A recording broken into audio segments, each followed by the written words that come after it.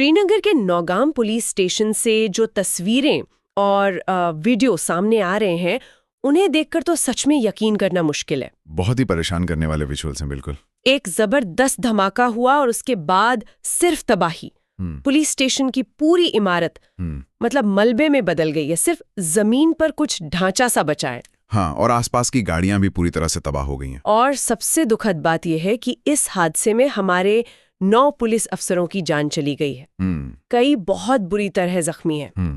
पहली नजर में तो कोई भी देखकर यही कहेगा कि ये एक बड़ा आतंकवादी हमला है। जाहिर है, पहला ख्याल तो वही आता है। लेकिन जो शुरुआती जानकारी आ रही है वो कहानी को और भी ज्यादा चौंकाने वाला बना देती है। ये कोई हमला नहीं था, ये एक हादसा था। जी, अब सवाल यही है कि एक पुलिस स्टेशन के अंदर इतना भयानक धमाका अपने आप कैसे हो सकता है? इसके पीछे की वजह क्या है? और इस गुत्थी को सुलझाने के लिए हमें कुछ महीने पीछे जाना होगा, हरियाणा के फरीदाबाद।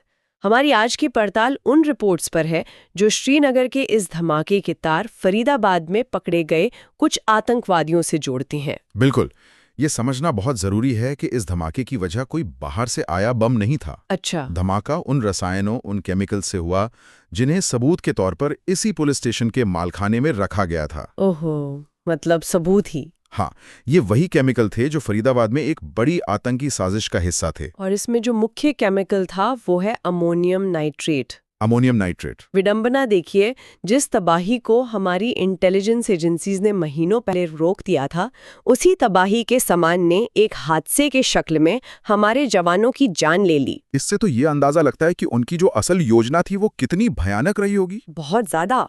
वो लोग इस लगभग 2900 किलो के विस्फोटक से पूरे भारत में करीब 30 से 32 धमाके करने की फिराक में थे। एक बहुत बड़ी आफत टाली गई थी। अमोनियम नाइट्रेट, ये नाम मैंने सुना तो है, लेकिन ये अपने आप कैसे फट सकता है?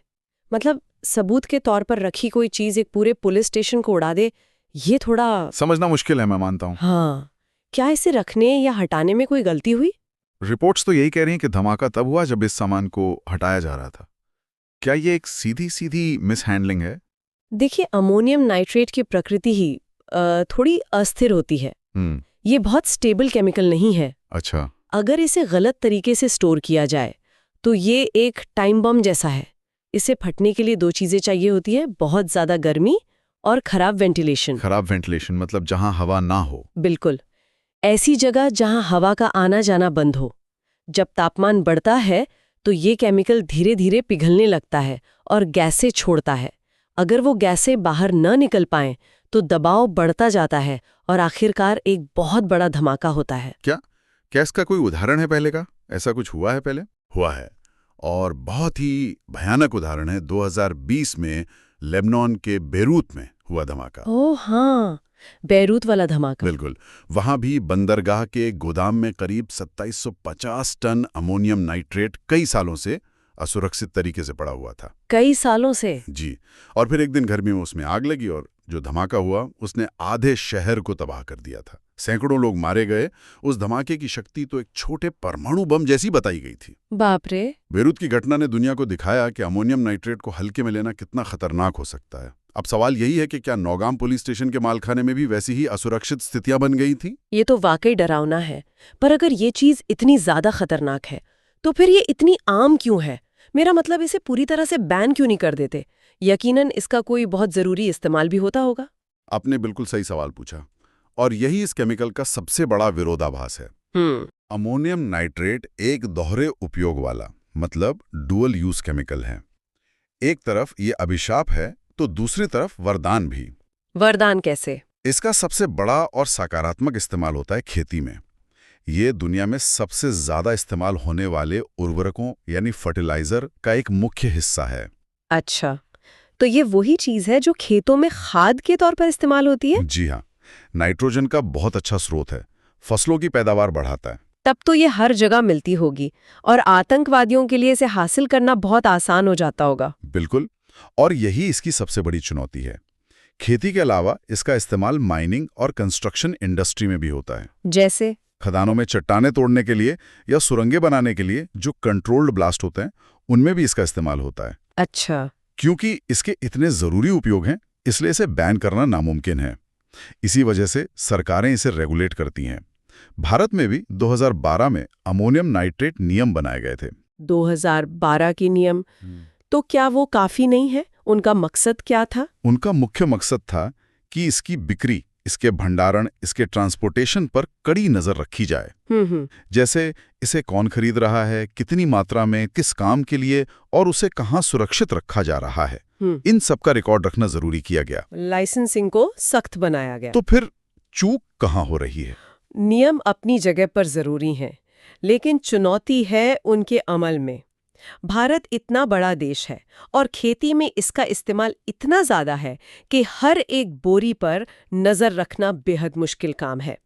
आतंकवादी इसी सप्लाई चेन की खामियों का फायदा उठाते हैं। तो फरीदाबाद वाले मामले पर वापस आते हैं। जो आतंकवादी पकड़े गए थे, उनके पास से सिर्फ यही अमोनियम नाइट्रेट मिला था या उन्होंने इसे और खतरनाक बनाने के लिए कुछ किया था? हाँ, ये बहुत अहम बात है। उन्होंने सिर्फ अमोनियम नाइट्रेट हासिल नहीं किया था, बल्कि उसे एक ज्यादा शक्तिशाली बम में तब्दील करने की तैयारी कर ली थी। कैसे? उन्होंने अमोनियम नाइट्रेट के साथ डीजल जैसा कोई ईंधन मिलाया था। इस मिश्रण को तकनीकी भाषा में एनफो कहते हैं। एनफो? जी, ammonium nitrate fuel oil. Ammonium nitrate अपने आप में एक ऑक्सीडाइजर है, मतलब वो आग को भड़काता है। जब उसमें ईंधन मिला दिया जाता है तो वो एक बहुत ही शक्तिशाली और अस्थिर विस्फोटक बन जाता है। और इसे बनाना भी आसान होता होगा? ज्यादा मुश्किल नहीं, इसीलिए दुनिया भर के आतंकवादी गुटों का एक पसंदीदा हथियार रहा है। एनफो, इसका इस्तेमाल भारत में पहले भी हुआ है? हाँ, और दुर्भाग्य से एक बहुत ही भीषण हमले में हुआ है, पुलवामा हमला। ओह, पुलवामा में भी ये इस्तेमाल हुआ था? 2019 में पुलवामा में सीआरपीएफ के काफिले पर जो हमला हुआ था, उसमें आरडीएक्स के साथ इसी एनफो का इस्तेमाल किया गया था। उस हमले की जिम्मेदारी जैश-ए-मोहम्मद ने ली थी। बिल्कुल, और चिंता की बात यह है कि फरीदाबाद में पकड़े गए इन आतंकवादियों के तार भी जैश-ए-मोहम्मद से ही जोड़े जा रहे हैं। तो आतंकवादी आसानी से उपलब्ध होने वाली केमिकल्स का इस्तेमाल कर रहे हैं। अमोनियम नाइट्रेट उनमें सबसे ऊपर है। तो इस सब का क्या मतलब निकालें? श्रीनगर की ये घटना एक तरफ तो एक भयानक हादसा है, लेकिन क्या ये उससे कहीं ज्यादा एक चेतावनी है? ये एक बहुत ही असुविधाजनक सवाल खड़ा करती है। मतलब हम एक तरफ तो उनकी साजिश नाकाम करके कामयाब हुए, लेकिन उसी कामयाबी ने एक दूसरे तरह का खतरा पैदा कर दिया। आपने मुद्दे की जड़ पकड़ ली है। यही इस पूरी घटना का सबसे बड़ा सबक है।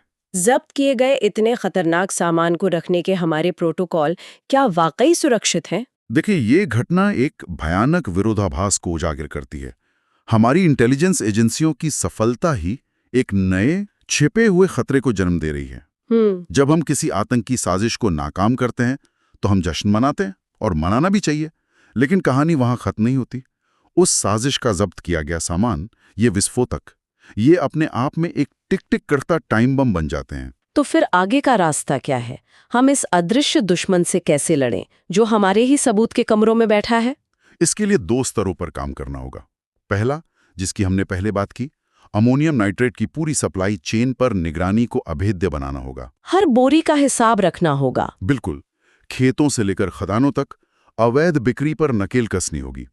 ये बहुत बड़ा काम है, लेकिन जरूरी है। और दूसरा, जो श्रीनगर की घटना ने सिखाया है, हमें जब्त किए गए खतरनाक पदार्थों के लिए एक राष्ट्रीय व्यापी और वैज्ञानिक प्रोटोकॉल बनाना होगा। मतलब एक स्टैंडर्ड तरीका कि ऐसे सामान का क्या करना है। हाँ, उन्हें कब, कहां और कैसे निष्क्रिय किया जाएगा, इसकी एक स्पष्ट गाइडलाइन होनी चाहिए।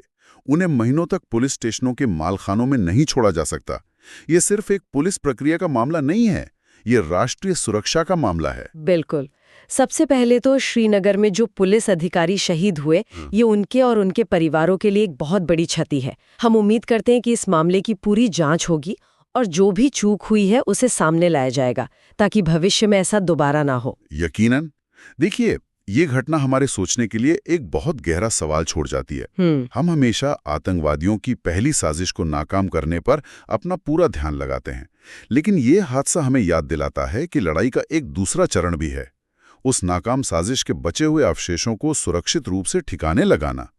क्या हमारी पूरी व्यवस्था इस दूसरे लेकिन उतना ही घातक चरण के लिए पूरी तरह से तैयार है?